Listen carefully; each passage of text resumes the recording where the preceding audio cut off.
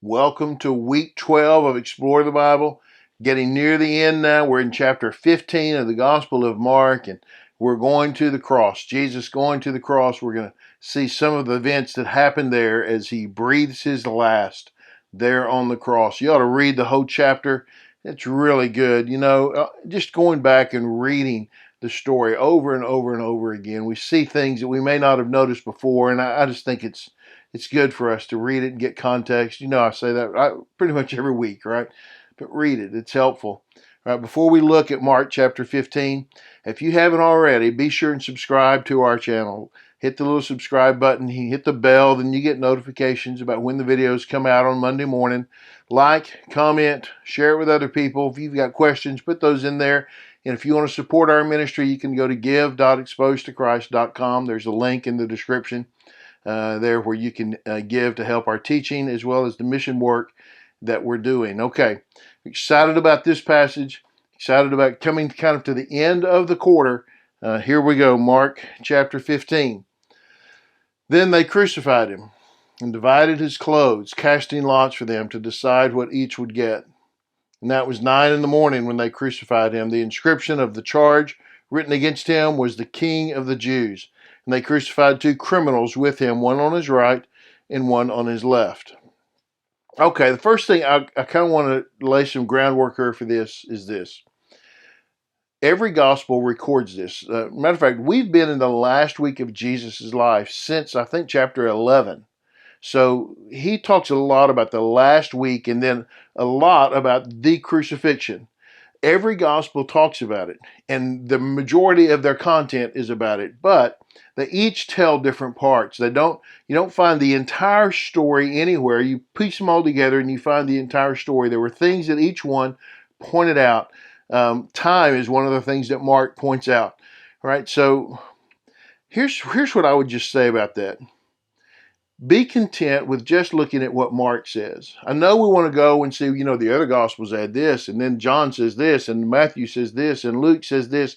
We want to do that, and that's fine, but I'd say be content with what Mark has to say. Let's see what Mark gives us that's unique to him, or not even maybe unique, but what the parts of this story that Mark deems to be important for us to see.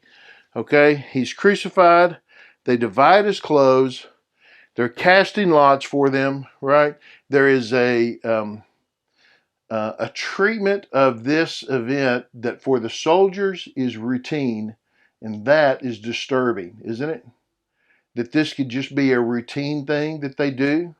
That tells us some about the spiritual condition of the soldiers, right? Now, it was 9 a.m. when they crucified him. What a way to start your day, right? The inscription, and this lets us know too, it has been all night long before, and now we're in the morning, and man, it's been an experience. The inscription of the charge written against him was the King of the Jews. Here was his true crucifixion-worthy charge. King of the Jews. That's Pilate's order to have that on there, right? They crucified 2 criminals with him, one on his right, one on his left. Now, there's another verse here that's not in most modern translations, verse 28, that says this was a fulfillment of Scripture. Can we just very quickly, because we're going to talk about this next week too, but just very quickly this week say that the better manuscripts that we have found, which go back closer to the original writings, don't have verse 28 in them. Okay, so when the King James translation was done in the 1600s, they had these manuscripts, but since in the last 300-400 years, they've discovered other manuscripts that go back farther that don't have that verse, so that's why that verse is not there. Okay? Those who passed by were yelling insults at him, shaking their heads and saying, "Ha! The one who would destroy the temple and rebuild it in 3 days, save yourself by coming down from the cross." In the same way, the chief priests with the scribes were mocking him among themselves and saying, "He saved others, but he can't save himself. Let the Messiah, the King of Israel, come down now from the cross so that we may see and believe." Even those who were crucified with him taunted him. Okay, so we've got this whole piece here, a little paragraph about how people reacting to Jesus on the cross. And you see the insults, right? The shaking their heads, which is this, what a terrible person. Oh, he's so terrible. I mean, everybody, clearly they must be terrible. They're getting crucified. They must have done something wrong, even if I don't know. He must be a bad person, right? But there's some who they're quoting, the one who would destroy the temple and rebuild it. Save yourself, right? The chief priests and the scribes are mocking him, saying he saved others. It's an interesting thing.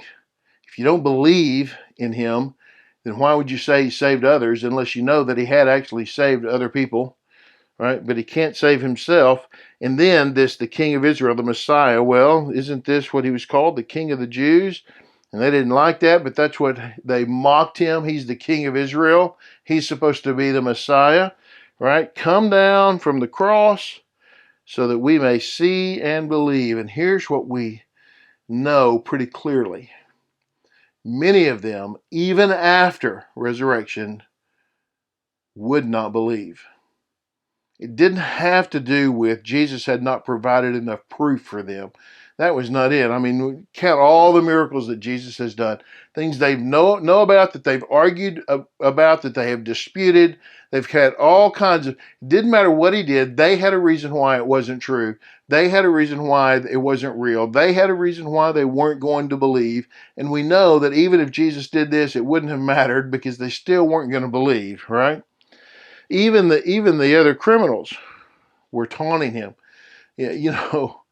When you're completely innocent, but the guilty people are laughing at you and making fun of you, you talk about oppression, right?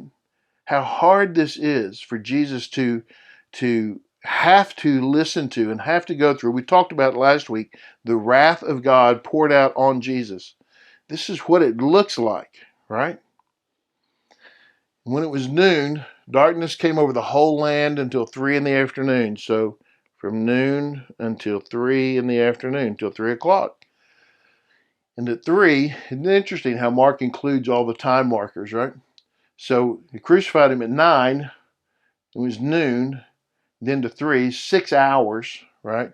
At 3, Jesus cried out with a loud voice, Eloi, Eloi, lama sabachthani, which is translated, my God, why have you abandoned me?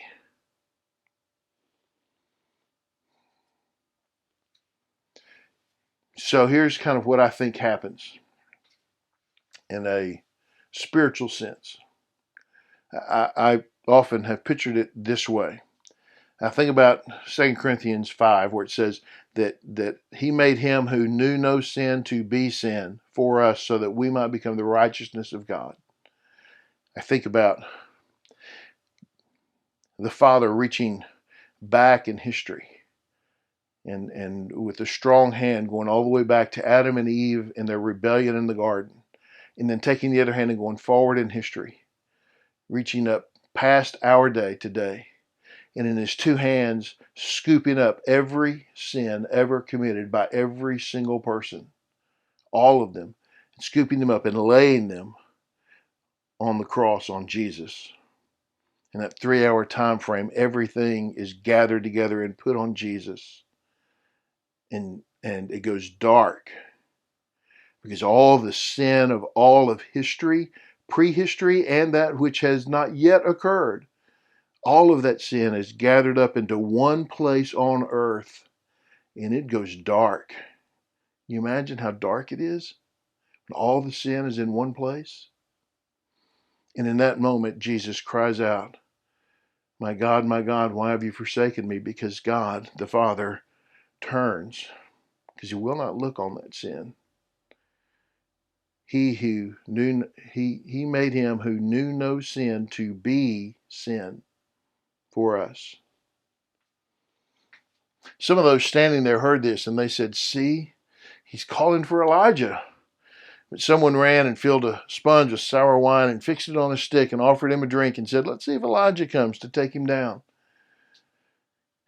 In this moment of unbelievable salvation happening right there in their presence, literally in their presence, they're still making fun of Jesus. And Jesus let out a loud cry and breathed his last. We think it's probably when he said, "It is finished," right? But he lets out a loud cry and he breathed his last. And then the curtain of the temple was torn in two from top to bottom. That's not an accident, right? That he has that description from top to bottom. And when the centurion who was standing opposite him saw the way he breathed his last, he said, "Truly, this man was the Son of God."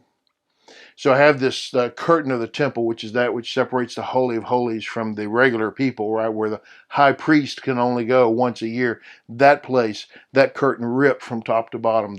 The veil ripped between us and God at the death of his Son, Jesus Christ, who grants us now access into the throne room of the Father because of the blood of Jesus shed on the cross. That has been done. It is complete. It is finished in total, right? And so when the centurion who's standing over there sees what happens, this is one of the guys who's back here, casting lots for the clothing. One of those guys who has been so nonchalant about this because he is so hardened spiritually. He's so hardened about what's going on that he can wager money for the clothing of the person dying on a cross.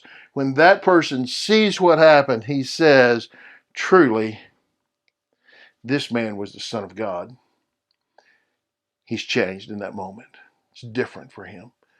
He recognizes what we did here was we executed the Son of God. Only he doesn't know why, he doesn't know what, but it's pretty amazing. And it only one that we know that recognizes what's going on right there. Thanks for watching. Thanks for teaching. God bless you as you do that. Great passage, isn't it? I hope God just anoints you as you teach this passage because it's such a powerful passage. Thanks for watching. Subscribe, comment, like, questions, share it with somebody else. Got one more week left to go in this quarter, so we'll see you next week.